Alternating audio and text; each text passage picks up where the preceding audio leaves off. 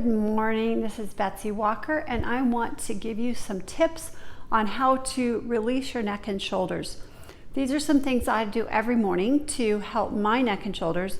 After sitting at the computer a lot these days, my neck is always tense, and it affects how I sleep and everything. So I want to give you these tips to help you, just give you some tools to use.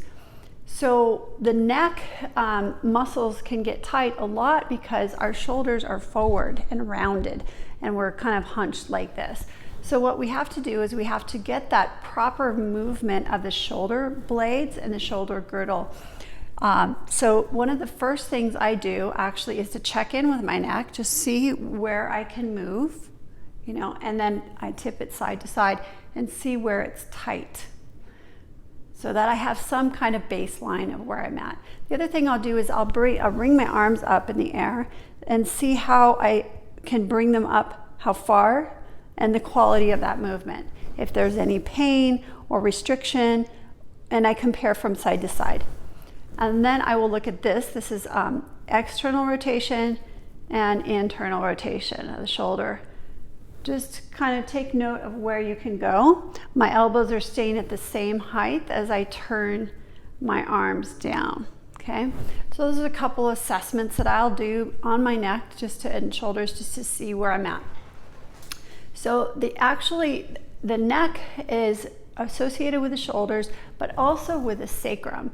So I'm also gonna do some tipping and tucking of my pelvis, just tucking it under and sliding it out so your tailbone goes out and then it tucks under. It's not a huge movement. You're not like moving the back a lot. It's just a tiny movement, moving the bones of the pelvis. So as you tuck under, the sits bones are drawing together, and then as you float the tailbone out, they're opening a little bit. Just a tiny movement. And then I will do some just moving side to side over the hips, and then some baby circles over the hips.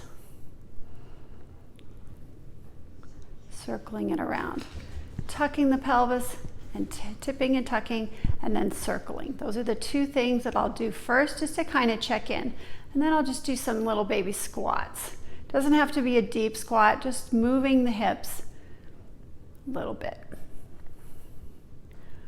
And just noting, where I feel tight.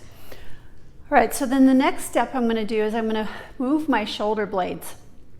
So I like to bring my arm out to the side. It can be there at a 45 or straight out to the side. I start at a 45, and we're gonna move the scapula over the rib cage.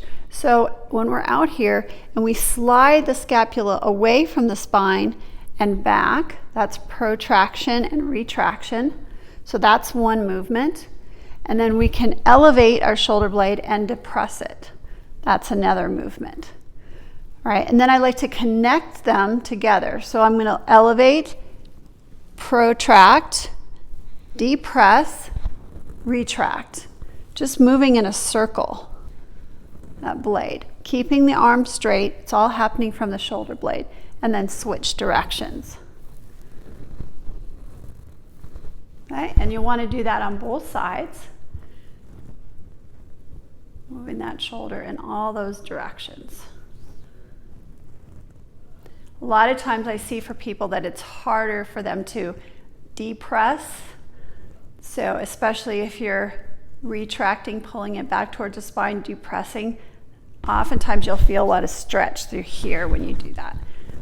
So just try those positions. You can also do the same exercise with your arm here, with your arm here, and I said out to the side.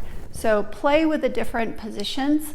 Sometimes I'll do all of them, sometimes I'll do a couple of them, just depending on the time I have and how much I want to play. So then what I'll do is I'll check in again with my neck, see how it's feeling, see if I'm getting anywhere, okay? Maybe you will, maybe you won't, but just assess.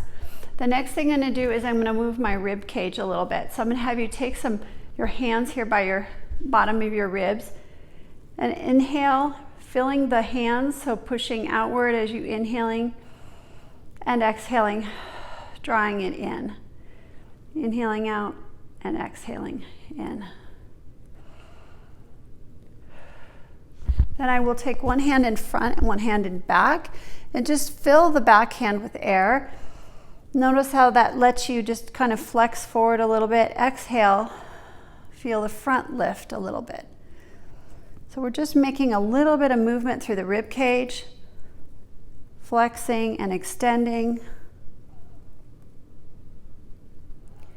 And play with how, how much feels good and how much can you get in terms of that little bit of flexion and extension.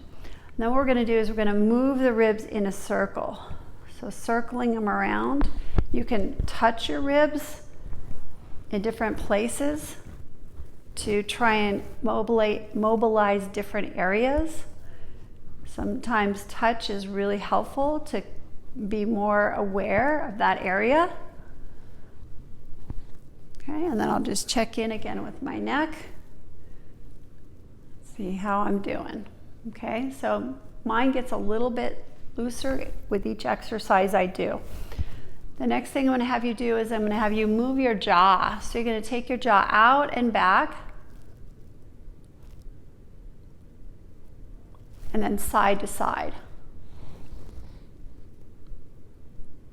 And then do a circle. And switch directions.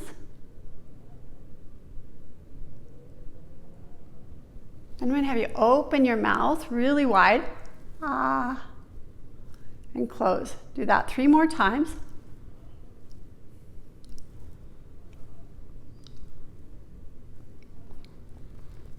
Okay, and then check in with your neck again. And notice if there's any difference. And then we'll recheck the shoulders. Notice the difference in movement. Mine, everything got better for me. Now this doesn't mean that it's immediately going to fix whatever you have. This is something that you're going to need to do every day. So I would encourage you to try doing it every day for a week, and then just check in at the end of the week and say, did this make a difference in my neck and shoulder discomfort? Also, you want to make sure that if you have some kind of condition, that you check with your physical therapist or doctor before doing these exercises if you think that it might harm you. All right, I can't assess you because I'm not with you.